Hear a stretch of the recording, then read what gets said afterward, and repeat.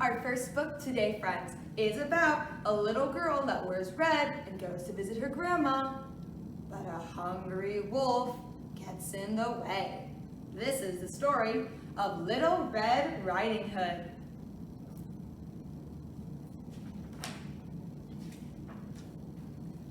A long time ago, in a cottage beside the deep dark woods, lived a girl called Red Riding Hood. One afternoon, Red Riding Hood's mother called to her. "Granny is feeling sick today, so I baked her favorite custard. Be a good girl and take it to her, will you?" Red Riding Hood loved going to Granny's, even though she had to go through the deep, dark woods. Red Riding Hood wrapped the custard in a basket. "Now, whatever you do," she said, "go straight to Granny's. Do not speak to any strangers and do not lazy around." "Yes, Mama," said Little Red Riding Hood. Before long, she was in the deepest, darkest part of the woods. "Ooh," she said, "this is scary." Suddenly, a large wolf appeared. "Good afternoon, my dear," he said. "Care to stop for a little chat?"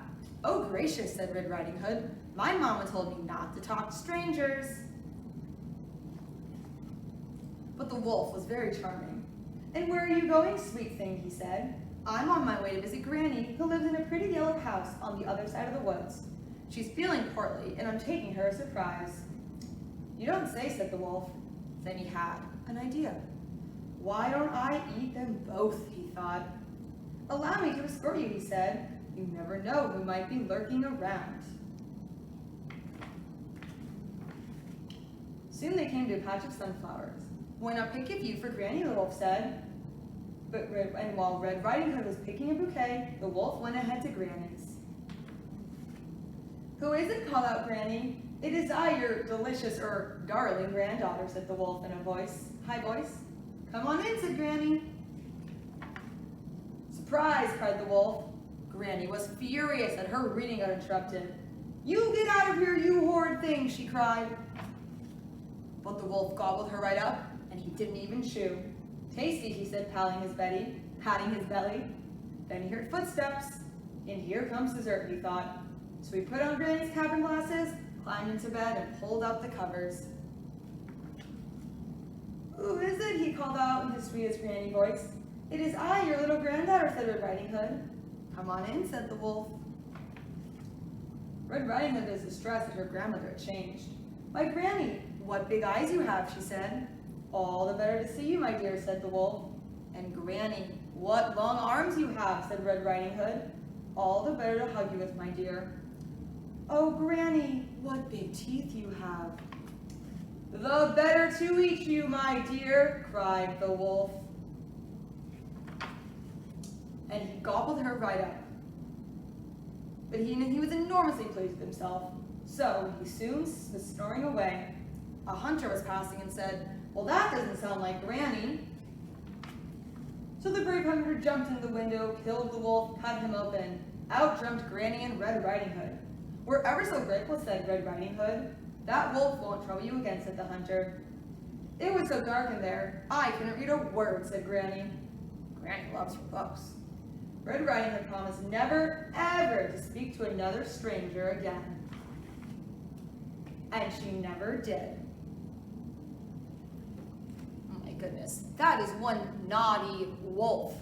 Well, I hope the Red Riding Hood never talks to a stranger again. Do you hope so too? Our song today is about a naughty little bunny that goes hopping through the forest, but something happens to him because he does not listen. Have you ever heard the story about Little Bunny Foo-Foo? Well, we'll sing it together, and this is a song that we use our bodies to sing, so pay attention, use your eyes and your ears, and try and follow along. Are you ready? Let's count to 3. 1, 2, 3. Little bunny foo-foo hopping through the forest, scooping up the field mice and bopping them on the head. Down came the good fairy, and she said, "Little bunny foo-foo, I don't want to see you scooping up the field mice and bopping them on the head. I'll give you 2 more chances to be a good bunny, and if not, I'm gonna turn you into a monster. Little bunny foo-foo hopping through the forest, scooping up the field mice and popping them on the head.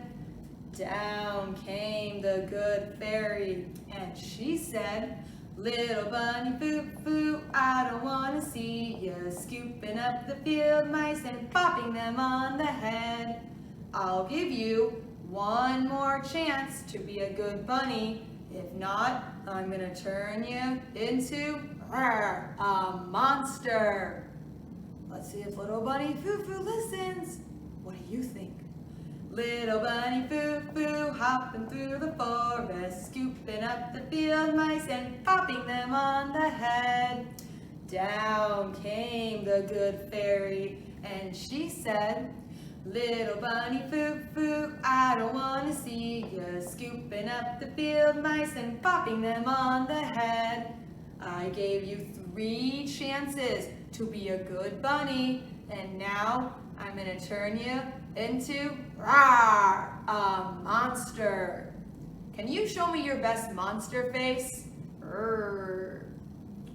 This book, friends, is about a Cinderella, but this Cinderella lives in outer space, and it is called Interstellar Cinderella.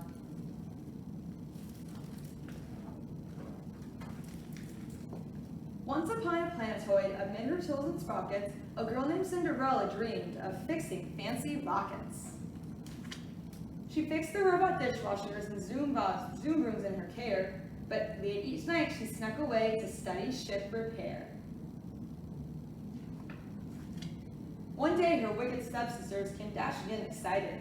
The Prince's Royal Space Parade, our family's been invited. I wish that you could come, my dear, alas, no room, although, why don't you fix that broken ship and fly it to the show? My toolbox, Cinderella cried, we're stranded here, I guess.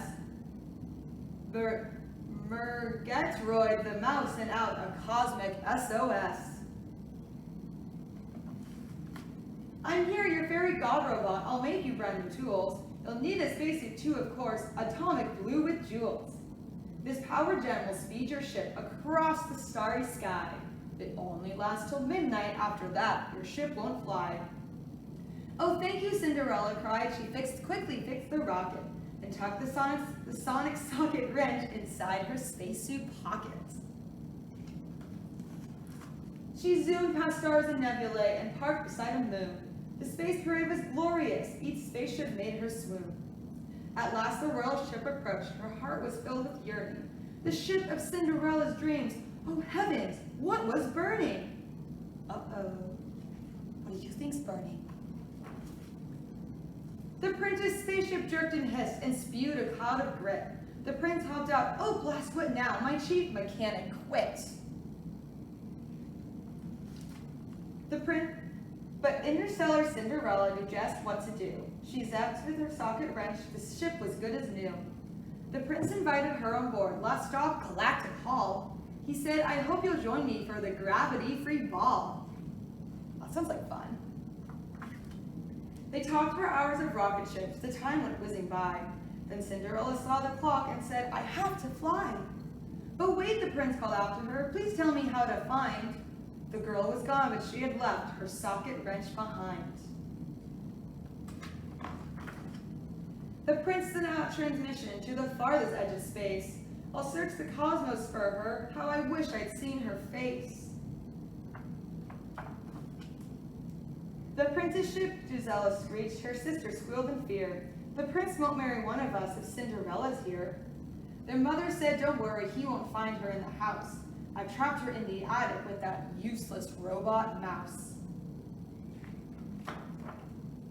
The prince's cargo door revealed a broken craft within. The girl I see can fix a ship, so who would like to begin? He gave the sonic socket wrench to one, then to the other. At last they couldn't fix the ship, and neither could their mother. Cinderella struggled, but the space rope held her tight, till Murgatroyd's robotic teeth cut through it with one bite. The ship, it's leaving. Wait, what's this? She made a fast repair. and strapped their rusty jetpack on and blasted through the air. She landed right beside the prince. "That wrench is mine," she cried. She quickly fixed the ailing ship. The prince said, "Be my bride." She thought this over carefully. Her family watched in panic. "I'm far too young for marriage, but I'll be your chief mechanic." Amid her fleet of sparkling ships and friends both old and new, a joyful Cinderella cried, "My stars, dreams do come true." And that is the end. What a fun story! I think that Interstellar Cinderella must be really smart to fix all those rockets. And now, friends, our next song is a nursery rhyme. So it's kind of like a song, but it's a lot shorter. Maybe you've heard this one before. This is about a boy and a girl named Jack and Jill. Are you ready? Let's count to 5. 1, 2, 3, 4, 5. Jack and Jill went up the hill to fetch a pail of water. Jack fell down and broke his crown, and Jill came tumbling after. Let's sing that again. Are you ready? Jack and Jill went up the hill to fetch a pail of water. Jack fell down and broke his crown, and Jill came tumbling after. Good job, friends! Did you have fun making Jill tumble down the hill? I hope she was okay.